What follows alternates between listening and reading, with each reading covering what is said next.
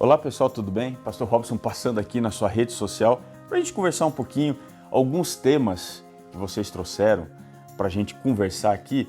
Eu quero agora gastar um pouquinho mais de tempo para ir à Bíblia e tentar chegar a uma conclusão sobre qual seria a realidade, por exemplo, da salvação, da eternidade e a nossa vida na nova terra. Como é que vai ser? A primeira coisa que a gente precisa fazer é desfazer aqui um mal entendido. As pessoas pensam que a eternidade vai ser passada exclusivamente na Terra. Por que pensam isso? Porque quando a gente vai ao Antigo Testamento, havia algumas promessas que a profecia apontava para o cumprimento exclusivo do povo de Israel se eles tivessem abraçado o Messias, seguido o Messias, e aí algumas promessas se cumpririam aqui mesmo, na terra, que seria uma terra livre da presença do pecado, da maldição e dos seus efeitos. Mas quando você olha para toda a imagem da Bíblia, a gente entende uma outra situação, uma outra realidade. E eu quero a partir de agora explicar para você como é que vai acontecer, qual é a cronologia da eternidade. Tá pronto aí? Então vamos lá. No Evangelho de Mateus, a gente percebe ali no capítulo 24, uma coisa fantástica. Dá uma olhadinha aqui comigo. Mateus capítulo 24. Diz assim o verso 30. Então aparecerá no céu o sinal do Filho do Homem. Isso aqui é muito importante. Porque a vinda de Jesus não vai ser secreta. Ela vai ser visível. Apocalipse 1, verso 7 diz que todo olho verá. Continuando lendo. Todos os povos da terra se lamentarão e verão o Filho do Homem vindo sobre as nuvens do céu com poder e muita glória. Lindo isso, não é? Quando a gente vai ao que Paulo escreve na primeira carta aos Tessalonicenses, capítulo 4, ali a partir do verso 15, diz que naquele instante algo extraordinário vai acontecer. Os mortos em Cristo, eles serão ressuscitados e serão os primeiros arrebatados ao encontro do Senhor nos ares. Você já pensou? Aquela pessoa que você perdeu, que você ainda chora a ausência dela, ela vai ser ressuscitada por Jesus, vai ser transportada até o encontro de Jesus nos ares, e aí depois os vivos, Paulo fala isso, nós seremos também transformados, na primeira carta de Paulo aos Coríntios, capítulo 15, a partir do verso 50 ele fala isso, seremos transformados e também seremos levados ao encontro do Senhor nos ares. E aí começa uma viagem extraordinária, sensacional. Nós vamos viajar para onde? Se Jesus não pisa na terra, para onde é que a gente vai? Nós vamos para o céu, para o lugar da morada de Deus. Paulo explica que existem 3 céus. Ele fala que ele conheceu um homem que foi até o 3º céu. O primeiro céu é o céu astral, ou melhor, é o céu atmosférico, céu atmosférico. O segundo é o céu astral, onde estão os astros. E o 3º céu é o lugar onde Deus habita, e é para lá que a gente vai. E aí, quando a gente vai para o Apocalipse, aqui no capítulo 20, a gente descobre uma coisa muito importante. Você está pegando aqui comigo? Nós, então, temos um encontro com Cristo nas nuvens do céu, somos transportados para o 3º céu, o lugar da habitação de Deus, e lá, olha só que interessante, diz aqui Apocalipse 20, o seguinte: vi também tronos, e nestes sentaram-se aqueles aos quais foi dada a autoridade de julgar. Cristo vai levar todos os salvos de todas as épocas, desde Adão, o primeiro criado por Deus, até o último nascido de mulher que for salvo, vai levar todos para o céu para eles julgarem. E diz aqui, continuando, os restantes dos mortos, falando dos perdidos, não reviveram, até que se completassem os 1000 anos. Pergunta, quanto tempo os salvos ficarão no céu? Resposta está aqui, 1000 anos, verso 5. Esta é a primeira ressurreição. E o verso 6, bem-aventurado e santo é aquele que tem parte na primeira ressurreição. Sobre esses, a segunda morte não tem autoridade. Pelo contrário, serão sacerdotes de Deus e de Cristo e reinarão com ele os 1000 anos. Então veja só, nós vamos reinar no céu durante 1000 anos. O que a gente vai fazer lá? Que chique, né? A gente vai ser autoridade. Nós vamos julgar as coisas desta vida. Paulo fala isso na sua segunda carta aos Coríntios, capítulo 6, verso 2. Nós vamos julgar as coisas desta vida. Basicamente 3 coisas nós vamos julgar lá. Por que a gente está no céu? Nós vamos entender como é que foi que nós alcançamos a salvação. Segunda coisa, nós vamos julgar o pecado. Nós vamos julgar o pecado, vamos analisar a forma como Deus trabalhou com o pecado, se a sua salvação é algo que é satisfatória, se a justiça, ela de fato se sobrepôs à maldade e o pecado. E uma terceira coisa, nós vamos julgar o diabo e os seus anjos. Nós vamos julgar tudo.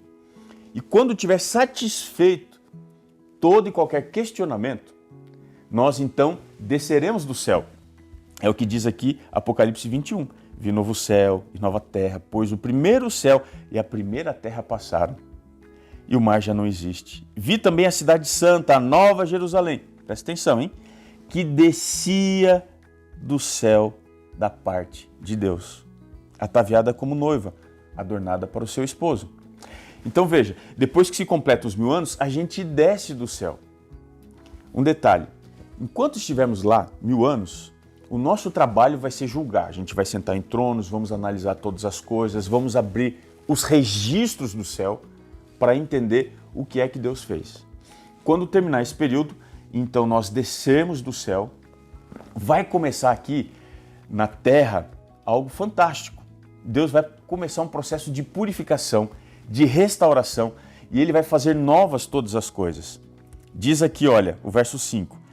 Eis que aquele que está sentado no trono disse, eis que faço novas todas as coisas. Então, o nosso planeta, que vai ter ficado aqui durante 1000 anos, só com a presença do diabo e dos seus anjos, vai ser agora restaurado. E quando ele for restaurado, o que é que vai acontecer? Como é que vai ser a nossa vida? Algo que as pessoas às vezes não entendem é que nós vamos ter uma vida diferente aqui na nova terra. E para você entender isso, deixa eu ler com você um trecho do livro do profeta Isaías. Olha que interessante. Diz assim o capítulo 65, verso 17. Pois eis que eu crio novos céus e nova terra, e não haverá lembrança das coisas passadas. Jamais haverá memória delas. O que significa isso?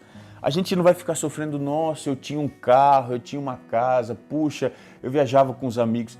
Não vai haver memória porque vai ser muito melhor. Você vai ficar impressionado com tudo que Deus fez por você. E continua dizendo, mas vós folgareis e exultareis perpetuamente no que eu crio. Pois eis que crio para Jerusalém alegria e para o seu povo regozijo. Verso 19, e exultarei por causa de Jerusalém e me alegrarei no meu povo e nunca mais se ouvirá nela nem voz de choro nem de clamor. E agora preste atenção. Diz assim, eles, falando dos salvos, edificarão casas. Qual que vai ser o nosso trabalho? Nós vamos fazer a nossa vida do zero. Nós vamos construir a nossa casa. E diz aqui, e vamos habitar nelas. Então você vai poder sair escolhendo o melhor lugar. E quando você escolher o melhor lugar, você vai dizer, é aqui que eu vou morar. Você vai fazer sua mansão, sua casa, do jeito que você quiser. E diz aqui, plantarão vinhas e comerão do seu fruto. O sustento nosso vai vir do nosso trabalho. Ou seja, não vai haver supermercado, não vai haver essas coisas. A gente vai ter que usar a terra, que agora vai ser extremamente fértil, para dar aquilo que a gente precisa para viver. E continua dizendo, não edificarão para que outros habitem. Ou seja, no céu não vai haver capitalismo. Você não vai explorar, através do que você consegue produzir, o recurso de outra pessoa. Cada um vai viver por si, para si. E continua dizendo aqui o texto. Continua dizendo que não edificarão para que outros habitem, não plantarão para que outros comam. No céu não vai ter preguiçoso nem vagabundo, viu? A gente vai ter que trabalhar para satisfazer as nossas necessidades. E diz assim, porque a longevidade do meu povo será como a da árvore, e os meus eleitos desfrutarão de todas as obras das suas próprias mãos. A gente vai aprender a fazer coisas extraordinárias para nós. E continua dizendo, não trabalharão debalde, não trabalharão à toa. Você não vai ser escravizado, não vai haver um sistema opressor. E continua dizendo: não terão filhos para a calamidade, porque são posteridade bendita do Senhor. E os seus filhos estarão com eles. As famílias estarão reunidas.